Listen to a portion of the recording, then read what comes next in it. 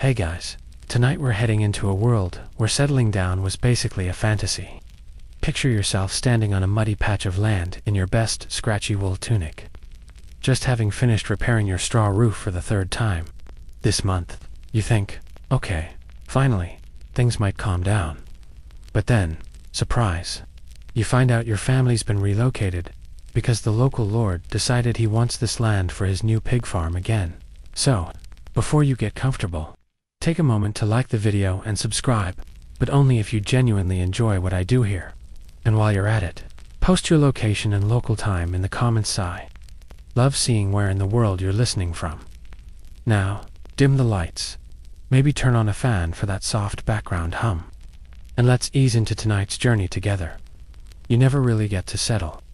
The idea of a forever home in the medieval world is laughably modern. If you're lucky, maybe you stay in one place long enough for the chickens to recognize you. But most of the time, anything will push you out. Fire, famine, flood, your landlord's new obsession with sheep. Even a local rumor about witches can be enough to pack up and leave before the pitchforks start pointing. You start out in a small village. Let's say it's tucked somewhere between the forest edge and a gently trickling river.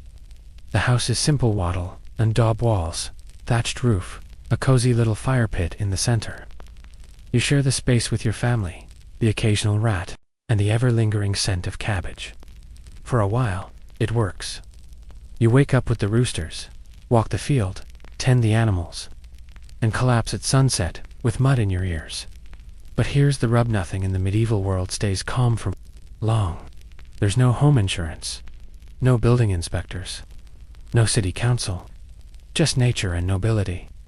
And neither of them care if you just finished planting your beans. Sometimes the land you live on isn't even yours. In fact, it almost never is. It belongs to a lord, who owes allegiance to another lord, who probably owes the king some back taxes and 3 sheep. Your place on the land is borrowed, conditional. One bad year, and the lord might decide he needs less people and more pasture. Or he might die in a war, and his son decides he'd rather lease the village to some knight in return for 5 war horses and a barrel of ale. Guess who's getting evicted? Historians still argue whether commoners felt any true sense of property at all, or if they simply accepted that life meant drifting from one fragile home to the next. One day you're sleeping under a roof, the next you're sleeping under a tree, and you're not alone in this nomadic rhythm. Entire families, even whole villages, sometimes move together. It wasn't uncommon for communities to transplant themselves to better land or more generous lords. Not that this was some merry little caravan. It was backbreaking, exhausting, and sometimes deadly. But staying put meant slow starvation or worse. Even monks, though supposedly still as statues types, weren't immune. Abbeys and monasteries were burned, rebuilt, relocated, and sometimes relocated again when the bishop got fussy or the well dried up. You might think taking vows meant staying in one cloistered place for life, but nope. Even the devout weren't anchored, and let's not forget the travelers. You'd meet people who never had a home to begin with. Wandering merchants, seasonal workers, messengers, pilgrims, minstrels. They all slept wherever the road offered shelter. A dry barn was considered luxury. A patch of heather under the stars was acceptable. A tree stump with a view of wolves. Well, you do what you must. One rather fringe but persistent theory even suggests that medieval people didn't view home the way we do. To them, the land wasn't comforting, it was threatening. Forests were full of spirits. Mountains were dangerous and unknowable. Even rivers could betray you. So maybe they weren't so attached to place, because place didn't love them back. You, meanwhile, keep hoping your current patch of land will stick. You patch up the roof. You dig out the latrine a little deeper this time, and you pretend you don't hear the whispers that the Lord wants to build a new granary right where your hut sits. Eventually, something tips the scale. Maybe it's a feud with a neighbor. Maybe the harvest goes bad and your child gets sick. Or maybe the church bells ring too many times one morning, bad omen. Either way, you pack what little you have. A few tools, a goat if you're lucky, maybe a woven sack of turnips. You sling your bundle over your shoulder, take one last glance at the home that never really was, and walk on. because in the Middle Ages, staying in one place was often more dangerous than the road ahead. Your feet hurt again. You've only been on the road for 2 days, and you're already questioning your life choices. But when you glance back, the black smoke curling from the direction of your village confirms you didn't really have a choice. Fires, it seems, are more common than sunny days. You'd think building with wood and straw in close quarters would have made people cautious. It didn't. One overturned oil lamp, one clumsy cook stove, or one dry summer, and poof, there goes your entire neighborhood. Medieval towns were like tinder boxes with chimneys. Even cities like London or Paris saw entire districts reduced to ash more than once. Fires were so frequent that some towns passed primitive fire codes like spacing buildings further apart or banning thatched roofs, but enforcement. Let's just say medieval code inspectors were not particularly zealous, so off you go, because your last home is now a warm pile of smoking embers. But hey, it wasn't just fire. You had to worry about floods. Had their own dramatic flair. That charming brook behind your home. It has a vengeful streak. Every spring it transforms from babbling stream to angry brown monster, sweeping away your goats, your tool shed, and your sense of stability. You'd think people would learn not to build so close to water. But water was life, for crops, for cleaning, for not dying of thirst. So they kept building by rivers. And rivers kept reminding them who was in charge. Entire regions could be wiped out in a day. A storm upstream in the hills you've never seen can send a roaring wall of water down your valley while you're still trying to light the hearth. Historians still argue whether medieval communities were truly ignorant of these dangers or simply had no better options. After all, the high ground might already belong to the nobility or the church. You, humble peasant, get the floodplain. You'll grow some wheat, lose it to a flood, and then grow it again, until you move. Even if nature behaves, the filth might get you. Cities and villages alike had a waste problem. No plumbing, no sewer. Systems, just gravity. People emptied chamber pots right into the street. Rain helped wash it away. When it rained, otherwise it just baked in the sun. And that smell you're imagining. Multiply it by 100, then add the scent of dead animals, rotting food, and unwashed humans. Disease, aside, yes. We'll get to that gem later. Filth brought infestation. Rats, fleas, lice. They were your housemates, your travel companions, and sometimes your assassins. One recorded case from 14th century Cologne mentions a carpenter whose entire household was displaced, not by plague, not by soldiers, but by a bedbug infestation, so intense that even the town council got involved. It sounds absurd until you realize these bugs spread like wildfire, and were almost impossible to get rid of without burning everything. So, burn it they did. And just when you think maybe you can rebuild, the ground itself might betray you. Landslides, sinkholes, and even entire bogs swallowing homes have been recorded in scattered chronicles. One legend from medieval Ireland describes a monastery being completely consumed by a marsh overnight. Fringe tale, maybe, but peat bogs are sneaky things. One step off the path, and suddenly you're knee-deep in something that smells suspiciously, like old cabbage and regret. You try not to dwell on it. You found a new patch of land dryer this time. You build again, maybe a little smaller, a little simpler. You share space with your cousin's family now, so it's crowded, but warmer. Still, you never quite unpack everything. You keep the valuables near the door, just in case. And let's be honest, your valuables are not exactly museum-worthy. A wooden bowl, a cooking knife that's older than you, and a piece of cloth your grandmother embroidered with wonky deer. But they're yours, and you're not ready to abandon them again. Not yet. Still, your nights are restless. The wind sounds too much like crackling flames. You dream of water lapping at your knees. You wake up checking for rats, and every creak of the roof makes your stomach twist. It's a strange life being always ready to run. You grow fond of impermanence. You find joy in little things. A dry bed, a warm fire that doesn't escape the hearth, a week without lice. You become good at rebuilding, at salvaging, at shrugging off loss with a grim joke. You overhear travelers at the local alehouse talking about a nearby town that was entirely washed away last month. Not the first time, one says. They'll be back. probably by winter. Everyone nods. It's just how things are. One old man pipes up with a story about a village that relocated 3 times in 1 year. Flooded once, burned once, then the land itself just cracked. Earthquake, maybe. Bad omen. Scholars still debate whether medieval Europe had more frequent seismic activity, or if people were just really good at exaggerating. Either way, the village moved, and no one looked back. So you settle into this rhythm, not of stability, but of readiness. You know your home has a short shelf life, so you love it gently. You don't cling too tightly. You sleep with your shoes nearby, just in case the wind starts to howl too loudly, or the sky turns that worrying shade of green dot, because, in the Middle Ages, survival wasn't about building walls. It was about knowing when to walk away. You don't even get to choose when you move most of the time. In fact, the decision rarely involves you at all. One day you're sowing your field, humming a little tune, when a man on horseback shows up with a scroll and a seal. He doesn't make eye contact, just shouts something about land use and by order of the Lord, and then gallops off. Translation: you have about a week to get out. This is feudalism at its finest. The Lord owns the land, and you lucky soul are allowed to live there in exchange for labor, loyalty, and a generous helping of produce. But if he decides he wants sheep now, instead of grain, that's it. Bye-bye home. Hello, cold hillside. You're not a tenant. You're not a citizen. You're more like a feature of the landscape, a movable one. The fields, the roads, the cottages, they belong to him. You're just the thing that keeps it working, like a very smelly, very tired garden gnome.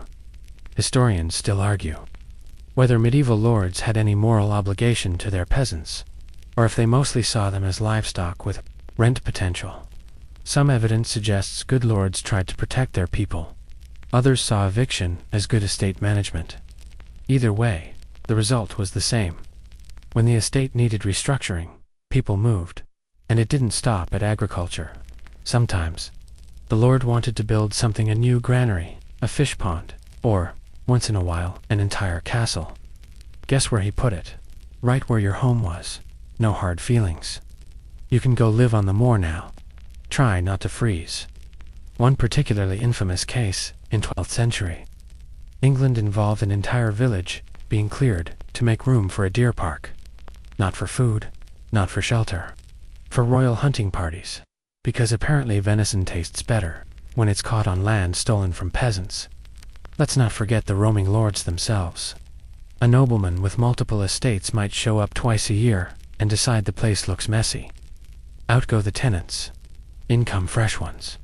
Or maybe his wife thinks the nearby forest would make a better picnic view. So, you're evicted for the sake of her lunchtime aesthetics. Lovely. Even the church could get involved.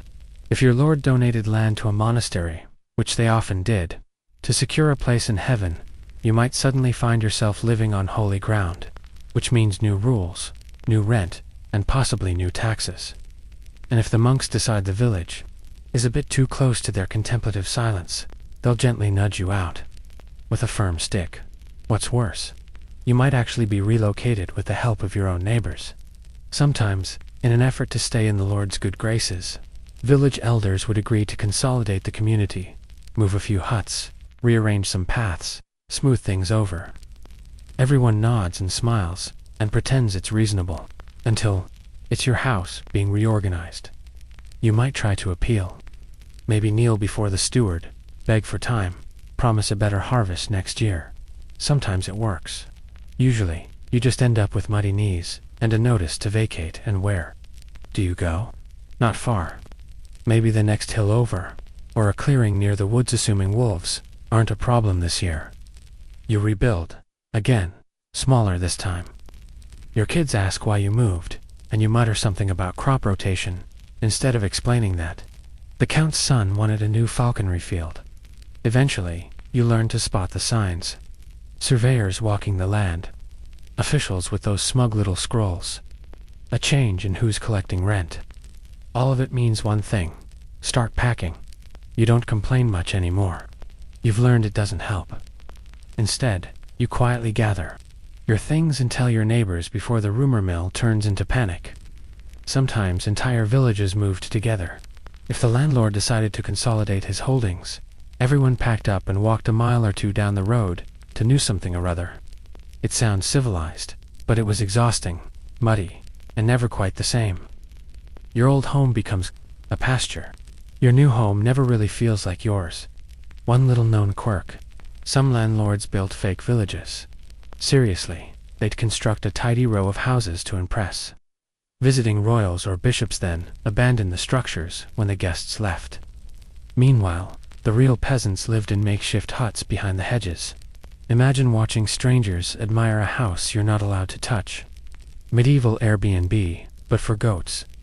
Sometimes you do get lucky. The new land is better, the soil richer, the water cleaner. You think maybe this time you'll stay, but deep down, you don't believe it. Not really, because you've seen how fast things change. All it takes is a new lord, a new decree, or a rich man with a horse and a map. So you live lightly, you don't decorate much, you learn to let go. And every time you drive a stake into the ground, you do it with one eye on the horizon, because, in the Middle Ages, your home was never really yours. It was borrowed, and the rent was always due. You're finally starting to feel settled again. The new patch of land isn't great, but it isn't cursed, burned, or submerged, so you're calling it a win. You've got your little hovel patched together, your turnips are growing in a happy sort of way, and the local pigs mostly leave you alone. Things are looking up. That is, until the sound of hooves on the road makes your stomach drop. Soldiers again. Maybe they're your king's men. Maybe they're mercenaries. Maybe they're someone else entirely. It's hard to tell when everyone's wearing mismatched armor and shouting in 4 different dialects. What matters is this: wherever they go, destruction follows. Fields get trampled, food gets stolen, and people disappear. War in the Middle Ages didn't come with tidy battle lines and heroic speeches. It sloshed across the landscape like a storm, smashing villages and farms as it went. You didn't need to be near a battlefield to suffer. All it took was being on the way to somewhere slightly more strategic. Even peace didn't protect.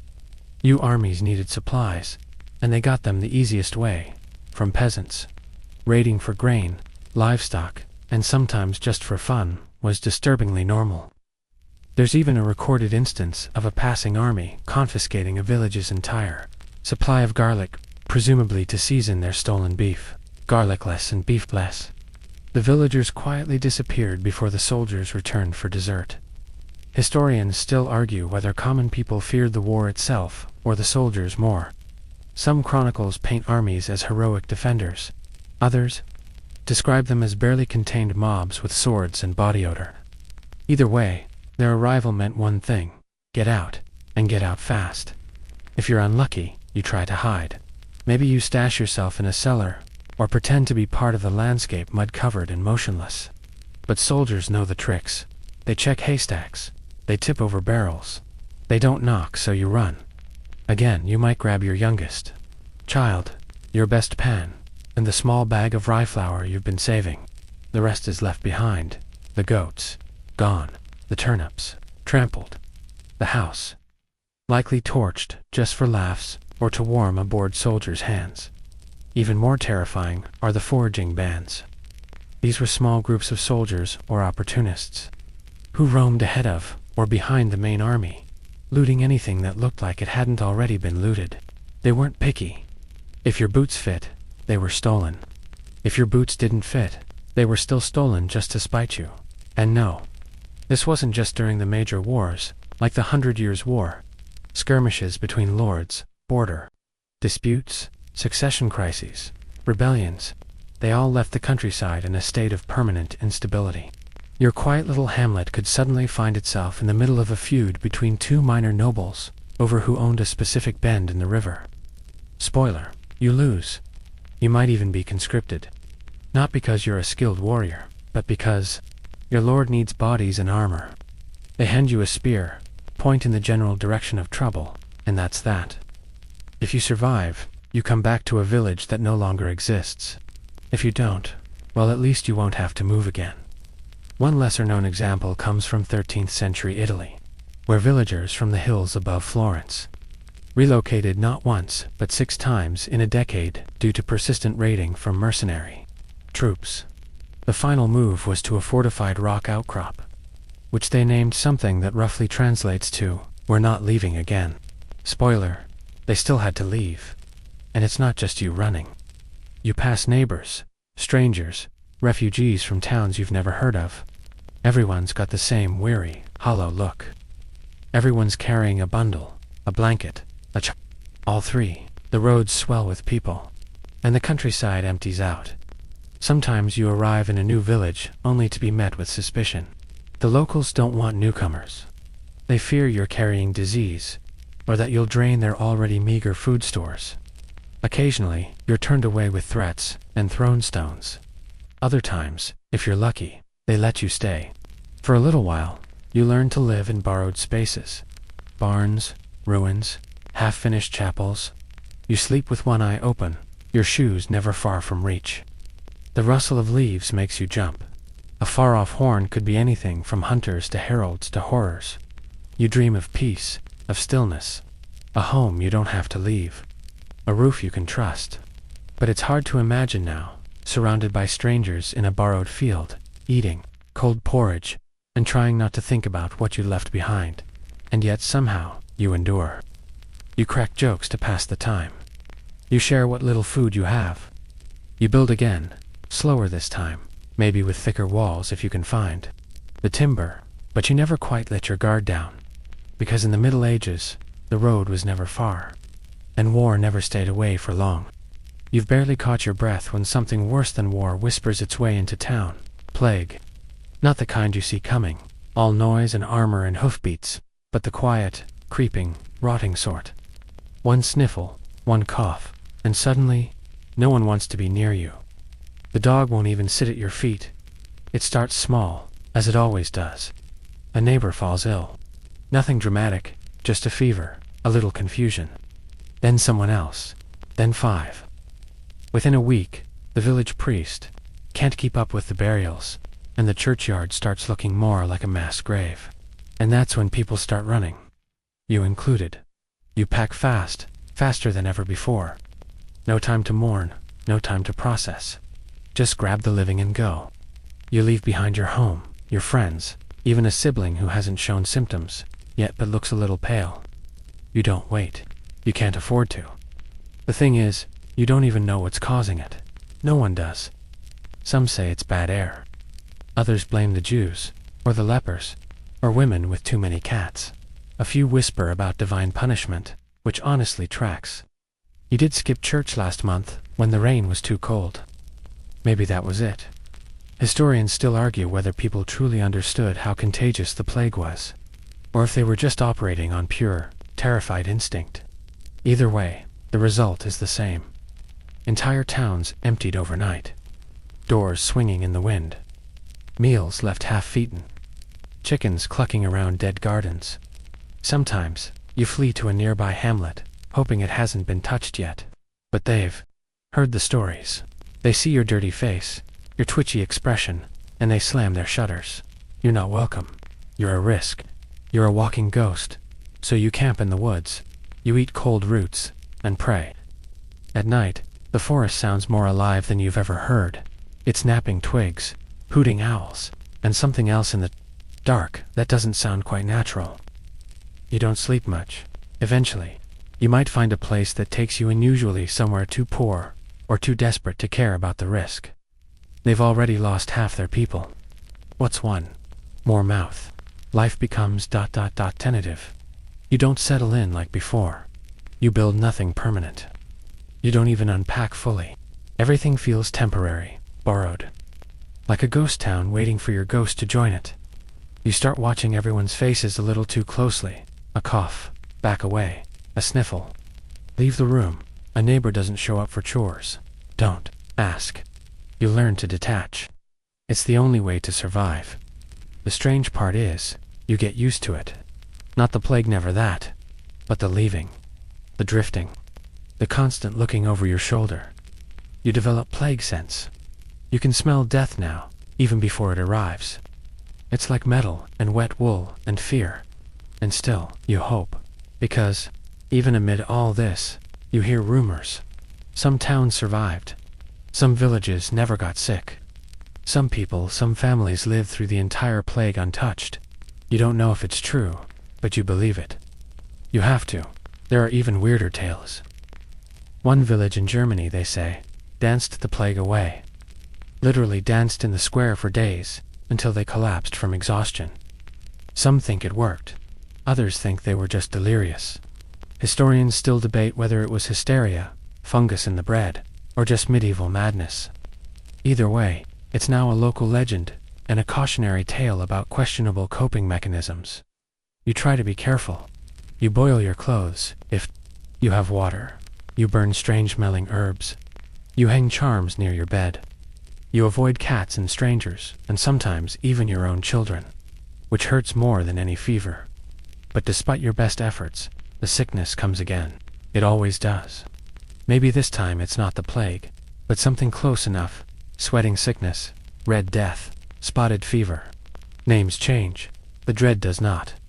You bury someone again. Maybe two. And then, quietly, you leave. It's not heroic. It's not poetic. It's just life. The fire of grief burns low, then fades. You walk with heavier steps. You talk less. You build even smaller homes easy to leave, easy to forget. Eventually, you arrive in a village where the plague hasn't come yet. People seem healthy, if a bit wary. You lie about where you came from. Say you're a traveling worker, a tinker maybe, or a wandering shepherd. You don't mention the village 3 valleys over, where no birds sing anymore. You sleep in the loft of a barn. The hay smells sweet, and for a moment, you almost let yourself relax. But you still keep your bundle packed, because now you know. The truth, in the Middle Ages, home wasn't a building. It wasn't even a place. It was whoever you managed to keep alive. You're sitting on a low stone wall, gnawing at the edge of some leathery bread, when you overhear 2 men talking about a nearby town in need of workers. They say the baker died, the carpenter ran off, and the miller's got a limp now, so there's room. It's not much of an offer, but it's better than standing in a muddy field wondering what to do next. You dust yourself off, sling your bundle over your shoulder, and start walking. This is how most medieval jobs worked. You went where the work was. Stability. That's for lords and oxen. You, however, are about to walk for 2 days, just 2, maybe get paid in beans and shelter. The truth is, people in the Middle Ages had to be mobile to survive, especially if you weren't a landowner. If you had a skillini, you followed the scent of demand like a truffle pig. Maybe you were a mason, good with stone and mortar. Or maybe you knew how to tan hides, or how to patch roofs without making them leak. Whatever your talent. It didn't matter if your hometown had 10 others, just like UF, nobody needed it there. You moved. Historians still argue whether this mobile workforce was truly free, or just a new flavor of desperate. Sure, you weren't chained to the land like a serf, but hunger is a mighty persuasive leash. You went where the stomach led. Guilds and cities added another wrinkle. If you wanted steady work and some protection, you needed to join a guild. But guilds weren't just clubs, they were guarded little islands of power. You needed an apprenticeship, recommendations, and the ability to pay fees. Good luck if you were a newcomer. So, many didn't bother. They moved from town to town, picking up scraps, hoping for a lucky break, or an old friend who could vouch for them. One curious detail, it wasn't just men on the move. Women, too, traveled for work, especially widows. A woman who'd lost. Her husband might become a midwife, a herbalist, or a wet nurse. These jobs often required her to travel from village to village. Sometimes she was welcomed. Other times, she was eyed with suspicion because a woman who knows too many herbs is always 2 steps from being accused of witchcraft. Let's not forget the traveling entertainers. Minstrels, puppeteers, storytellers. They were the medieval version of YouTube, only dustier and prone to lice. They lived for applause and spare change, singing songs about dragons, lost love, or the time a knight got kicked in the face by a mule. You'd think their lives were glamorous, but most of them slept in barns, and prayed they wouldn't be robbed by their own audience. Then there were the seasonal workers, those who followed the harvest. You'd walk from estate to estate, reaping wheat in one place, stomping grapes in another, then maybe catching fish for Lent on some cold northern coast. You lived out of a sack, slept wherever you were allowed, and sang songs to keep warm. One fringe tradition even had harvesters making up dirty rhymes about the landowners as they worked low-grade protest, poetry with a hoe in one hand and a turnip in the other. You weren't always welcome, of course. Locals saw travelers as potential thieves, plague-bearers, or just more mouths to feed. Sometimes they'd let you work in exchange for a place by the hearth. Other times they'd chase you out before your boots hit the main road. Still, you kept going because you had to. The hunger never stopped, and neither did the need for hands, especially after a bout of plague or war. Villages would empty, then slowly refill with people like you, strangers with calloused hands and hopeful eyes, trying to rebuild something. Anything once in a while, you'd get lucky. You'd land in a place where your work mattered. You'd fix a broken bridge, or help raise a barn. Maybe someone would offer you a plot of land, or a cousin of the local reeve would have a daughter who liked the way you sang. You'd think, maybe I can stay here. But you never say it out loud. That's a jinx. Even the church offered work if you were willing to live a life of near silence and endless prayer. Monasteries needed scribes, gardeners, cooks. They took in orphans, runaways, and repentant sinners. Some stayed for life, others didn't last the year. But it was a roof, a meal, and a thin hope of stability. You learn the paths, the river crossings, which towns offer bread and which ones offer bruises. You carry stories from one village to another, trading gossip like coin. You remember which Lord's steward is fair and which one cheats. You develop a sixth sense for when to arrive and when to leave. And even when you find a place that feels almost like home, you keep your pack nearby. Not because you want to leave, but because you've learned that work, like peace, never stays put in the Middle Ages. Your job wasn't what you did. It was where you went next. You've made it through winter, which is no small feat. Your fingers still remember the bite of the frost, and your nose hasn't forgiven you for the nights you spent curled under a drafty eave with a sack of potatoes as a pillow. But now, spring is here, and with it, the promise of food. Or at least, the hope of not starving. Except, this year, the fields don't look quite right. The wheat is thin, the soil feels tired. The rain came too early, or too late, or maybe both. Hard to tell anymore. You listen to the older farmers whisper about how the earth has gone sour. You don't know what that means, but it can't be good. The harvest fails. Again, in the Middle Ages, famine wasn't a rare tragedy, it was a regular visitor. Bad weather, exhausted soil, blight, pests, even grain hoarders. Didn't take much to tip a community from survival into hunger. One failed harvest meant lean meals. 2, you started boiling bark. 3, you moved, or you died. Historians still argue whether these recurring famines were caused more by environmental change or by mismanagement of land and labor. Some blame the climate, the so-called Little Ice Age that brought unpredictable weather to Europe from the 14th century onward. Others point to the sheer imbalance of power, lords demanding taxes in grain, even during years when the granaries were nearly empty. You try everything to make do. You stretch flour with crushed acorns. You trap mice and pretend it's chicken. You boil weeds into soup and tell the children it's a delicacy from the south. But soon the livestock are gone, sold or eaten. People grow pale, brittle, quiet, then they vanish.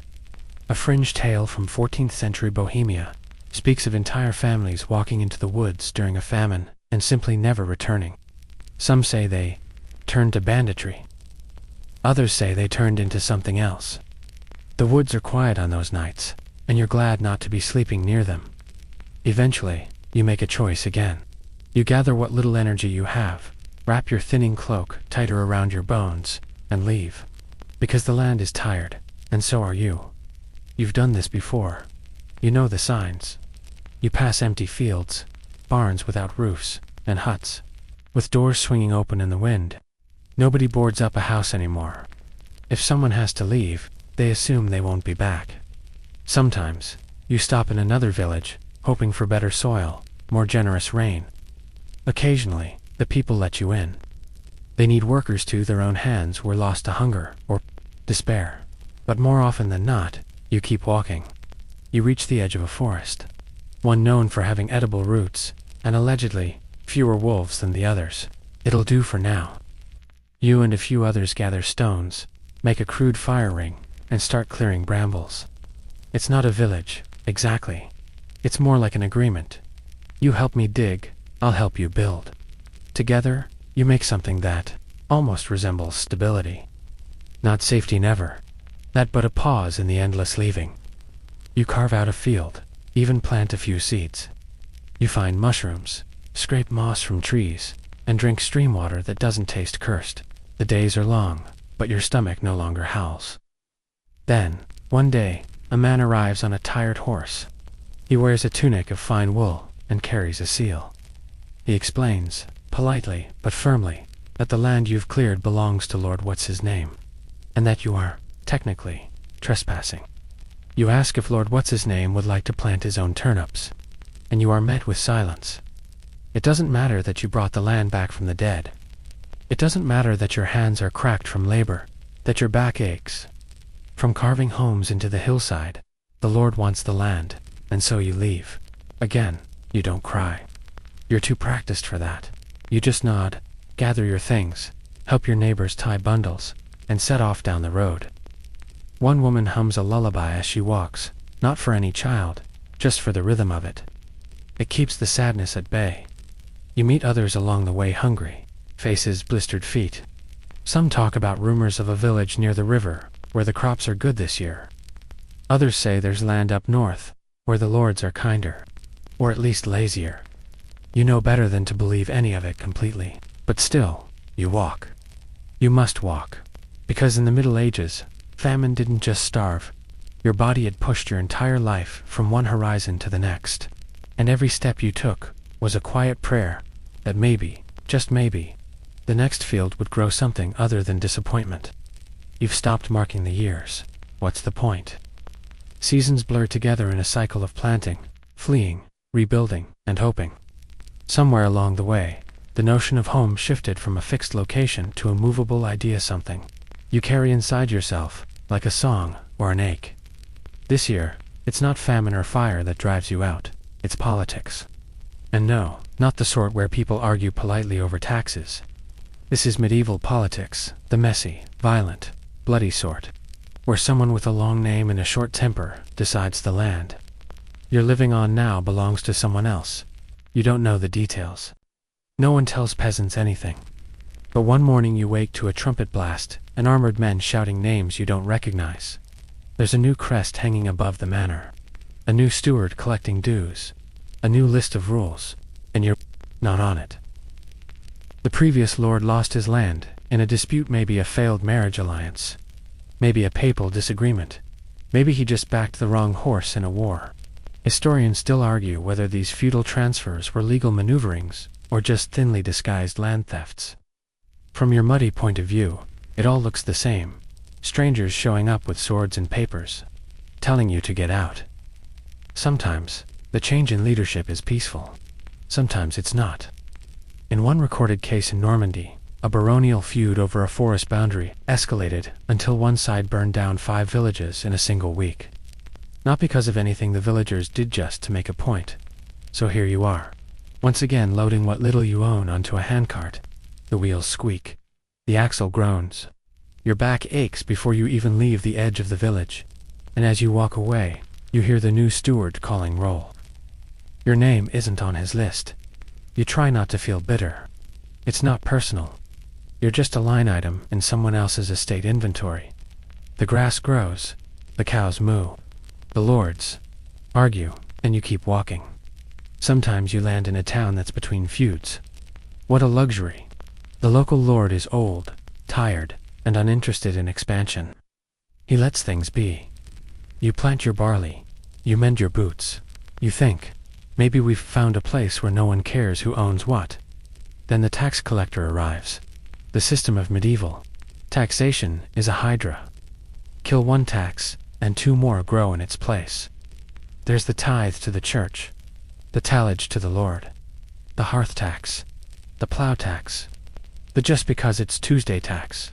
You joke about it with your neighbors until you can't afford to laugh anymore, and if you can't pay, you leave, or you're forced to.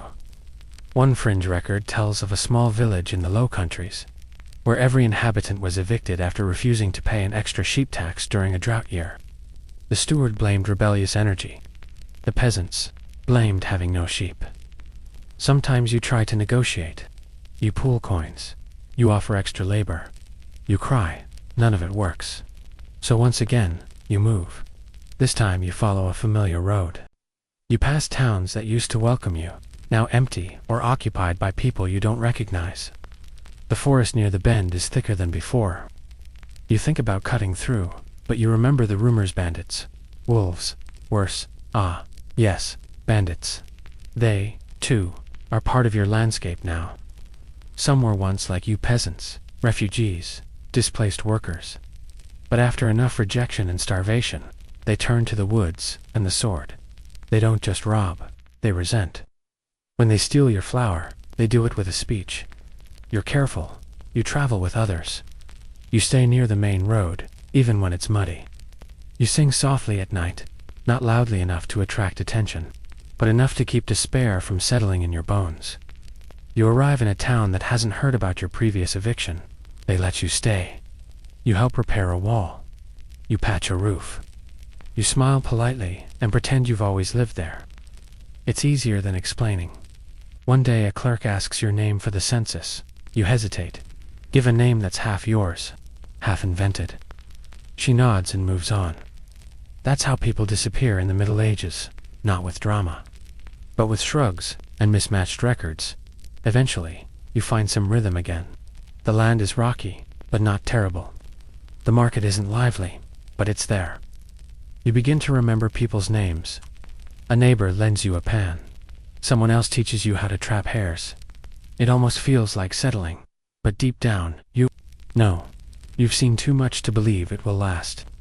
All it takes is one noble marriage, one bitter feud, one change of flag, and you'll be walking again. Because in the Middle Ages, politics wasn't something that happened far away. It rode right up to your door, changed the locks, and asked for rent. You wake one morning to find a man building a fence across the edge of the common pasture. He's not a farmer. He wears clean boots. His hands don't have the cracked fingernails and calluses of someone who actually uses land. Still, he hammers, in stakes like he owns the place, which, unfortunately, he does now. Enclosure, that's the name people will later give it, though you won't hear the word yourself. You'll just feel it in your gut, in the tightening of space, in the realization that land you and your family have grazed animals on for generations suddenly has a border and a locked gate. See, for centuries, much of the land was common. It wasn't owned in the modern sense. People shared. It grazed animals, gathered firewood, let their pigs root for acorns. It was a fragile system, often controlled by village custom and social pressure more than law. But it worked until someone rich enough decided to make it theirs. Historians still argue whether enclosure improved agricultural efficiency or simply ruined the lives of the rural poor. From your perspective, there's no debate. You've lost access to the pasture. Your goats have nowhere to graze. And if you get caught slipping through the fence, you'll be fined or worse so. What do? You can't stay where you are. You've been pushed off the commons. You don't own land. You don't even rent it. You just existed in the crevices of the system. Until someone decided the crevices were profitable. This isn't happening everywhere. All at once, enclosure is a slow bleed, spreading unevenly. But you feel it coming. More fences, more landlords talking about improvement, while you quietly pack your few possessions into a basket and prepare to move. Again, sometimes you try your luck in a town. You hear that the cloth trade is booming, that they need hands for spinning, weaving, dyeing. You arrive and find out everyone else had the same idea. You join a line of the hungry, hoping someone will pay you a few coins to scrub chamber pots or carry bricks. Urban life is no easier. Sure, the buildings are taller, the streets busier, and the rats more ambitious, but the pressure is the same. Wages are low, rents are high, and competition is everywhere. You trade wide, aching horizons for cramped alleyways and soup that tastes like regret. You miss the country. You even miss the silence. But the country's been claimed, boxed up, and labeled with seals and deeds you'll never touch. And so you stay in the city, barely surviving, hoping this new landlord will be more patient than the last. One peculiar note: some landlords don't push you off outright. They change the rent instead. What was once paid in grain and chickens is now expected in coins, real ones, the shiny kind you don't see often. So you sell your tools, your cloak, your spare bowl, and when that runs out, you leave. Sometimes entire families take to the road. You pass them, often parents with red-faced toddlers, a cow roped to a cart, someone clutching a prayer charm like it's a key to a locked world. You nod as you pass. You don't speak. Words feel heavy, like debts you can't repay. And while the young dream of city jobs, the old talk about the old days, when you could take your pigs into the forest without a license, or gather firewood without a steward peering over your shoulder. You wonder if those days were ever real, or just the fevered nostalgia of people desperate to believe they once belonged somewhere. One curious story floats from town to town, about a man who moved every year on purpose. Built no home, planted no crops, just roamed. People call him mad, or holy, or lazy. But sometimes you envy him. At least he got to choose. You think about that as you sit outside a tavern, too poor to have a sign, eating soup made from mystery roots and salted ambition. A girl nearby hums a tune you vaguely recognize from a village you left 3 years ago. You smile, then quickly look away. It hurts to remember. You try one more farm, one more landlord, one more patch of earth. It holds for a while. You breathe a little deeper. You grow things. You sleep through the night without your boots beside the bed. But the fence keeps creeping closer, because in the Middle Ages, even the land beneath your feet could vanish not by magic, but by ink, wax seals, and a very well-dressed man with a hammer. You're bent over a trough, washing linen that hasn't seen soap in weeks, when a stranger in a dark robe passes through town. He doesn't say much, just looks, takes notes, then disappears down the road. 3 days later, orders arrive. The king wants more men, not soldiers, for a new road, or a canal, or maybe a grand hunting lodge nobody needs. Doesn't matter what for. You've been chosen, and you're going. Welcome to forced labor. It wasn't always called that, of course. Sometimes it was framed as service to the crown, or the church, or the greater good. But you knew what it was. A tax you paid with your back. You weren't enslaved. You weren't a criminal. You just happened to be poor and available, which, in the Middle Ages, made you everyone's favorite workforce. 1 year, you're digging ditches for drainage. The next, you're hauling timber to a construction site miles away. You didn't apply for the job.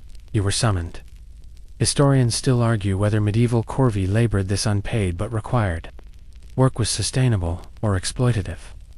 Some claim it kept communities involved in public projects. Others point out how often it broke families, destroyed planting schedules, and left villages short-handed during harvest. You see the truth firsthand. When you're taken, your family suffers. Who will till your field? Who will mend the roof? You leave behind more than chores. You leave behind hope. Sometimes you're allowed to return home at night. Sometimes not. You're housed in makeshift camps, eating thin stew from wooden bowls, while your hands blister and your shoulders burn. A foreman watches your every move. Complain, and you're whipped. Lag behind, and you're replaced. You meet others, like uteners, bakers, thatchers, none of whom remember agreeing to this. One man says he used to be a scribe. He can't hold a quill anymore. Too many broken fingers from hauling stone. And the projects, they're massive. Cathedrals that take generations. Bridges that seem to cross into nowhere. Fortresses and places no one can find on a map. You build them anyway, not because you believe in them, but because you were told to.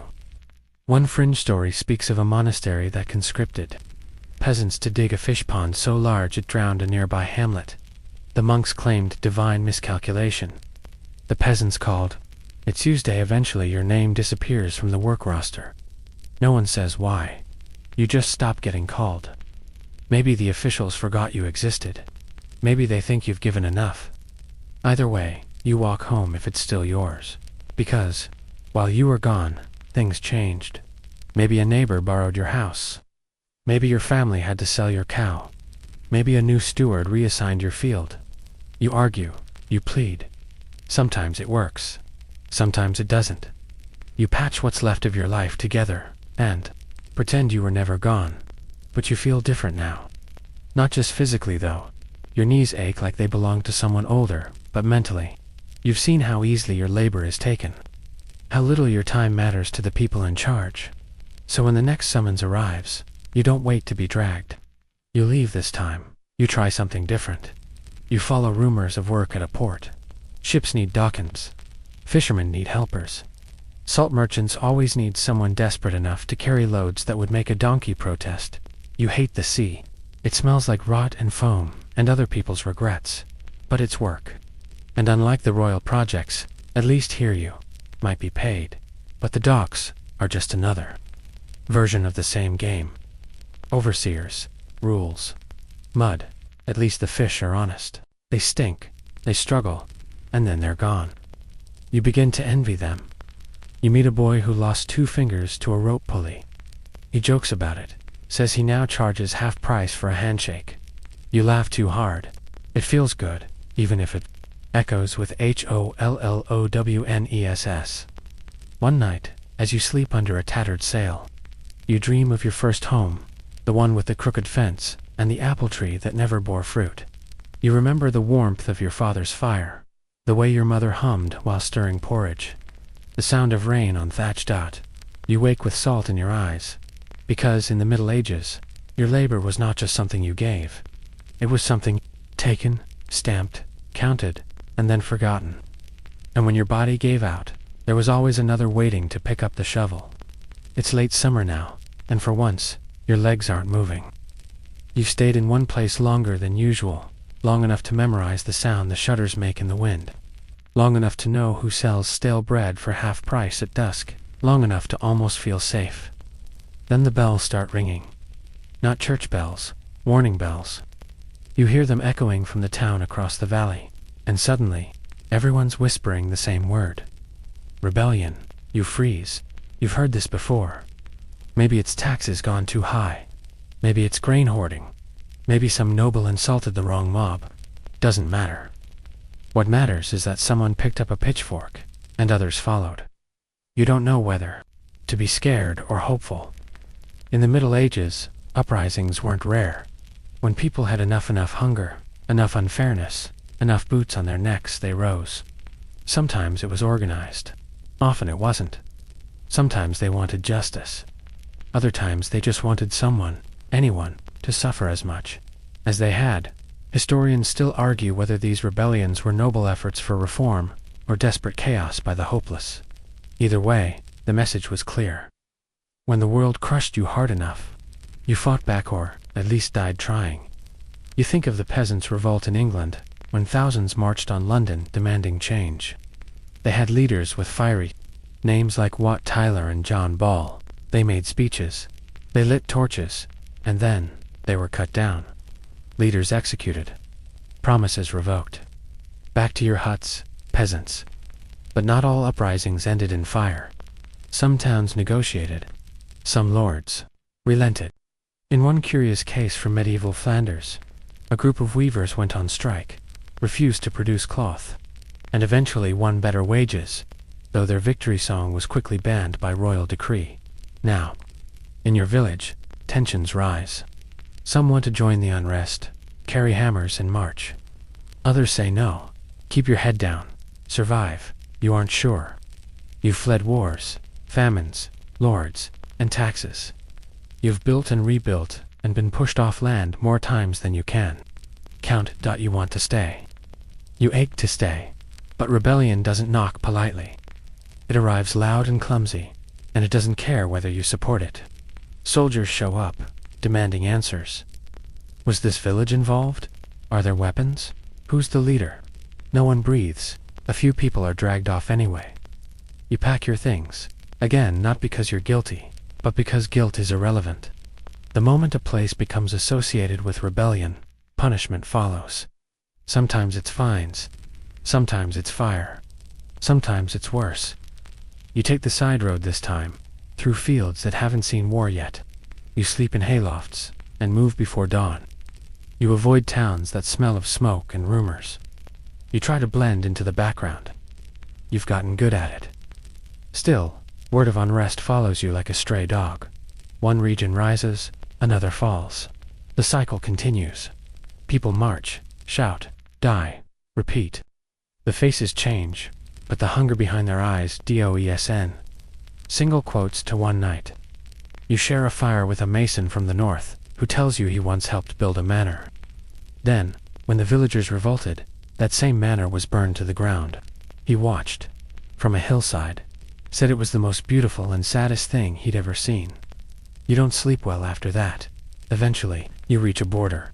Not a real one, just a stretch of river that separates one lord's land from another. You pause. Do you cross? Is the next side better, worse, or just more of the same? You choose to cross. What else can you do? The village there is quiet. People wary. You don't say much. Just offer your hands for work and keep your head down. Someone lets you sleep in a shed. You sweep stables. You chop wood. You smile carefully. You begin to hope. But in the back of your mind, the bells are still ringing. Even when there are none. Because, in the Middle Ages, rebellion didn't just burn towns, it scorched the very idea of safety. And once the fire had passed, you were left with ashes, and the road. You're mending a fence again, when a procession of pilgrims wanders past the edge of the village.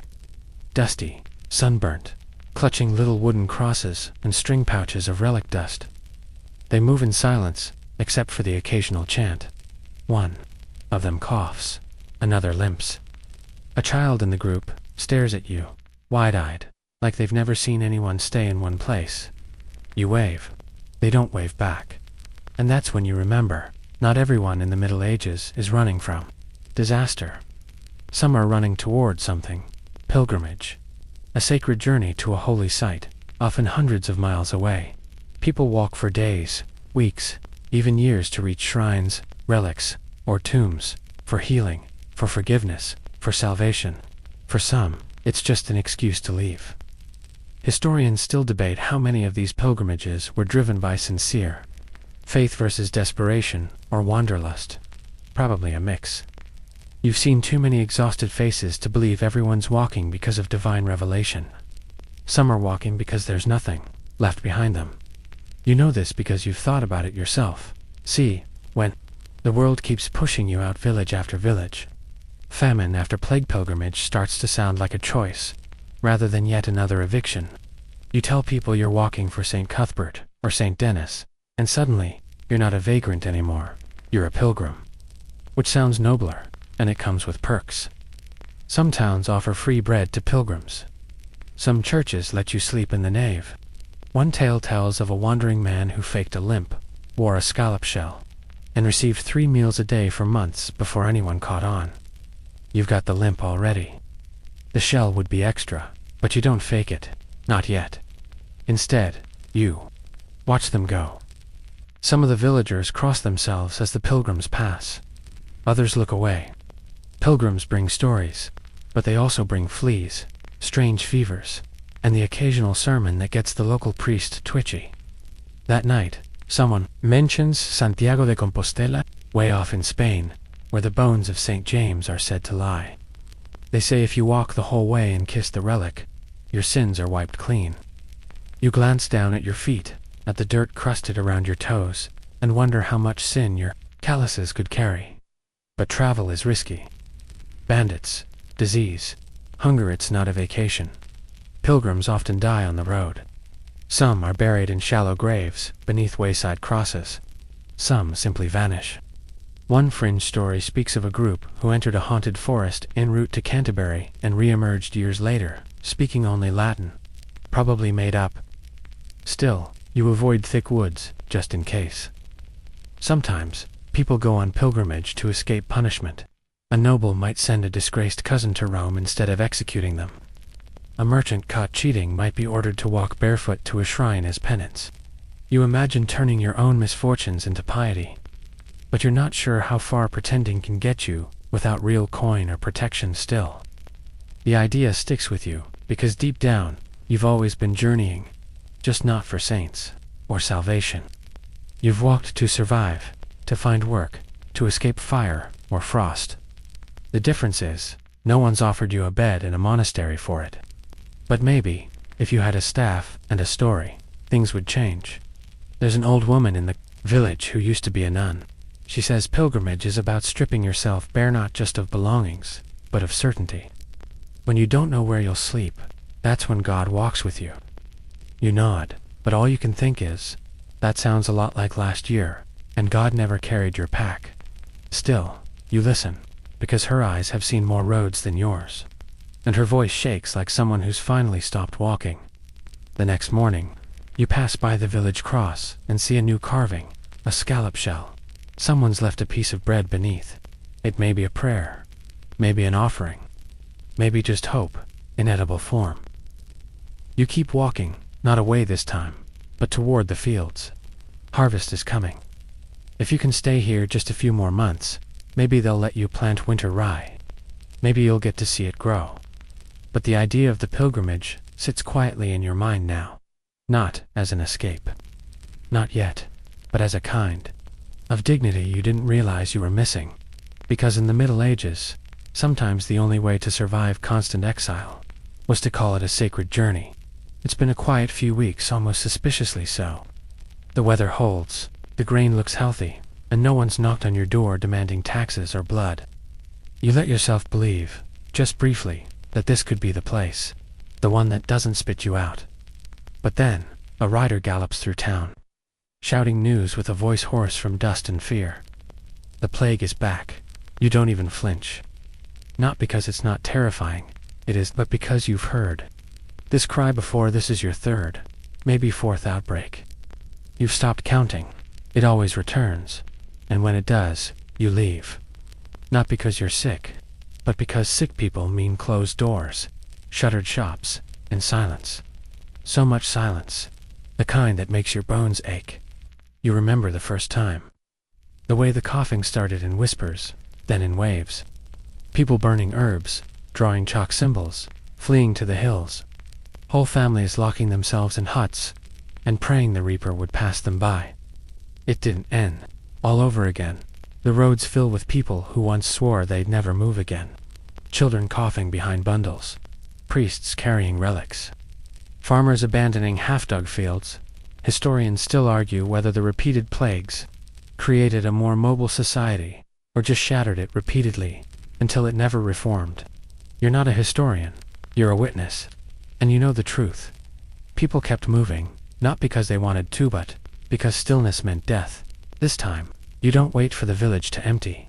You pack a bag, wrap your face in linen soaked in vinegar, and go.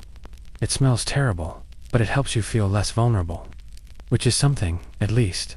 You take the high road, skirting towns that look too still, too quiet. You avoid loves a warm, crowded bed. You sleep under trees, or in abandoned barns, listening to the world shrink around you every few miles. You pass a marker makeshift crosses, bundles of flowers, scrawled warnings on doorposts. Sometimes there's a whole house sealed with wax and rope. A cursed bubble in a landscape too exhausted to intervene. You meet other travelers, cautious and quiet. No one shares food anymore. No one hugs. Even kindness is suspect now, in one village. A man offers you bread but begs you not to speak. He points to a sign, no words until winter. You take the loaf and nod. It's a strange kind of exile, this plague-induced silence. Not just from your home, but from your voice, your community, your ability to be near others. Even your thoughts seem afraid to settle. One curious tale spreads among the travelers, of a village in Italy where no one died during the plague. They say it was protected by a saint, or by the herbs they grew, or by luck, probably luck. Still, you memorize the name, just in case your feet ever take you that far south. Eventually, the wave crests. It always does. You see smoke rising from chimneys again. Fields left half-sown begin to bloom with weeds. Life returns, in slow and shivering steps.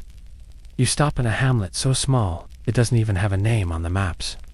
The people there have lived so remotely, they didn't even know the plague had returned. They look healthy, suspiciously healthy. You stay anyway. It's not safe, exactly, but it's safer. For now, you help bury a cow, build a fence, keep to yourself. When asked where you're from, you just say, far. That's enough. And even though your body remains, your mind keeps drifting back to the roads, to the towns you passed, to the faces you didn't say goodbye to. Because plague doesn't just take people, it takes context. You leave in a hurry, and when you return, no one remembers what you meant to each other. So you don't return. You move forward again.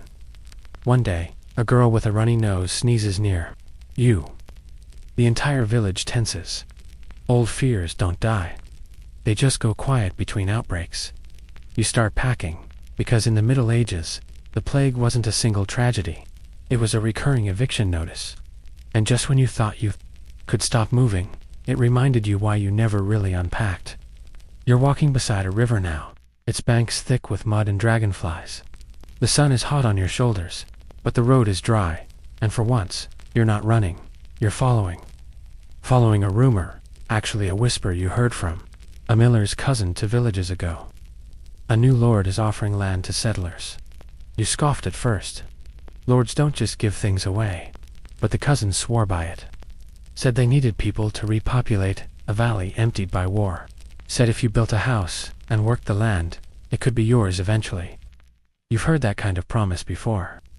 It always comes with strings, but you're tired of wandering. Tired of building someone else's future. Maybe, just maybe, this is your chance to plant something that won't get uprooted.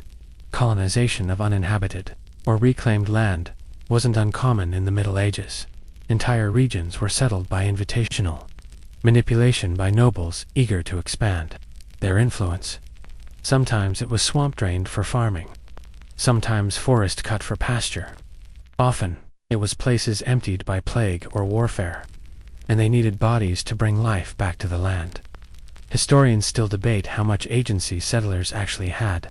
Some argue it was a strategic move, a social reset. Others say it was just a repackaged form of control, one more leash disguised as liberty. But to someone like you, who's lost more homes than memories, it sounds like a miracle. So you walk. The valley, when you reach it, is greener than expected. Hills gentle, trees just starting to turn gold. There's a stream nearby, and charred ruins from an old village blackened stone outlines where roofs once rose. Life used to be here. Then something swept it clean. A steward is waiting. He checks. Names. You give him one that's mostly yours. He shrugs. Points to a patch of land, overgrown but fertile looking. You thank him. You don't mean it. You're too nervous to feel anything but suspicion. Still, you begin. You clear rocks, set traps for rabbits, mend the edge of an old barn, and sweep out a rat's nest. You sleep with your knife nearby, but for the first time in weeks, you sleep. There's a young family settling nearby, a woman with a scar across her nose, a man with quiet eyes, and a child who carries a rag doll made of straw and string. You exchange nods. You share tools. Slowly, a new village starts to form. It's quiet, but not dead. People laugh awkwardly at first. Someone starts building a chapel. Someone else suggests a harvest festival. A man from a neighboring hill brings a lute and sings songs that don't end in death. It feels fragile, but real. Of course, nothing in the Middle Ages is simple. Word spreads. More settlers arrive. One claims your patch looks larger than it should be. You argue. The steward doesn't care. You compromise. Again, you start carving small notches into a wooden beam each day you remain. After a month, it creaks under the weight. One evening, a merchant arrives from the coast, looking to buy wool. He offers good prices. Suddenly, everyone with a sheep is a businessman. Someone plants flax. Someone builds a loom. A woman sets up a stall to sell honey. You buy a jar. It tastes like possibility. But you don't let your guard down, because you've seen how quickly settlements crumble. A drought, a feud, a tax to high on the road, calls again. Still, you let yourself hope. A little. One peculiar story floats around the campfires here about a ghost village nearby, whose settlers all vanished without a trace. No graves, no signs of struggle, just empty rooms and a kettle still warm. They say it's cursed. Others say they found a better valley and left without telling anyone. You wonder which is worse. One morning, you're planting onions when you realize you haven't looked over your shoulder in days. You stop. You breathe.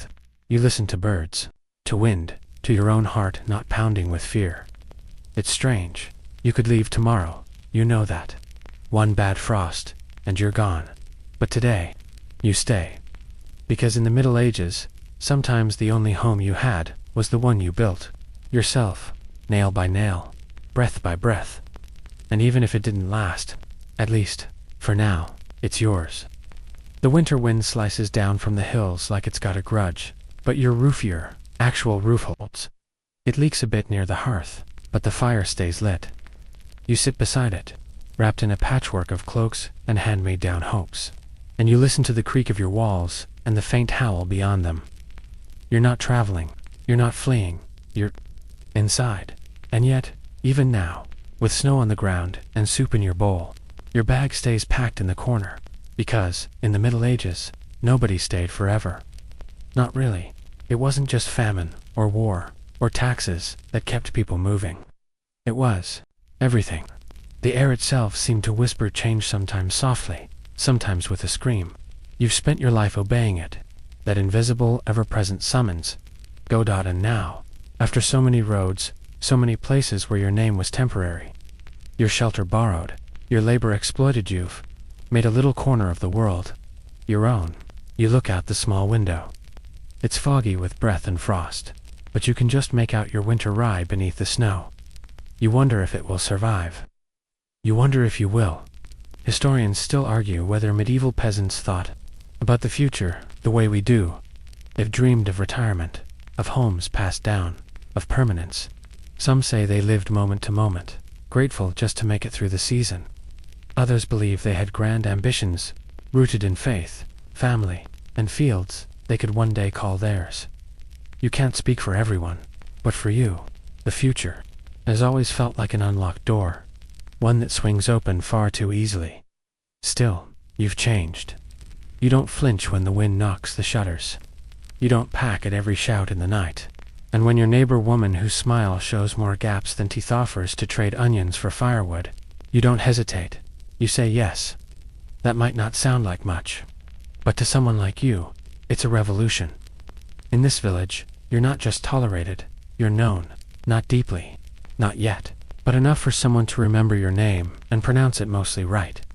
They even gave you a small piece of land to tend a real agreement, with words spoken over bread and ale.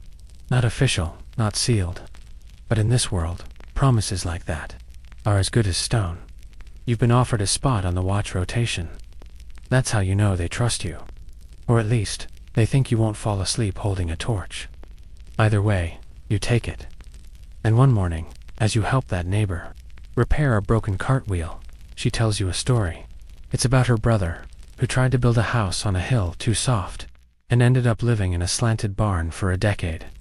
You laugh not because it's funny, but because it feels like the kind of joke people who stay tell each other. You never thought you'd be one of those people.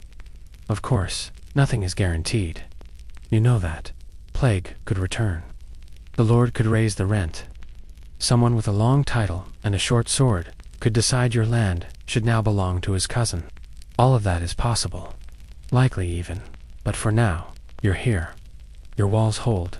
Your hands are rough, but not broken. Your breath fogs the window, and the wind howls outside, but you're inside. You touch the edge of your travel sack still, waiting by the hearth.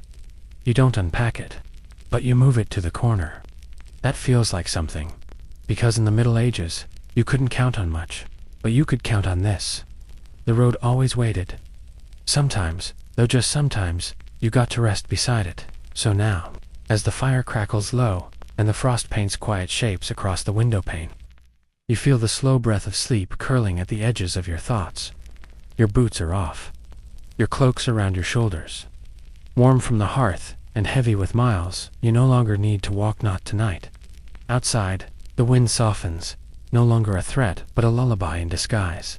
The world that once chased you quiets. Even the old boards beneath your feet seem to creak with a gentler rhythm, as if they too are tired of running. There's a comfort in stillness, rare and precious. A bowl of soup eaten without urgency. A roof that doesn't demand apologies. A night where you don't plan your next escape. Let your thoughts drift now gently, like ash lifting in a slow breeze. Let the road fade behind you, each worn path, and hurried goodbye, dissolving into the dark. You've earned this pause, this warmth, this breath. You may walk again. We always do, but for now, be here. The fire hums, the wind sighs, the past fades, and the future can wait until morning.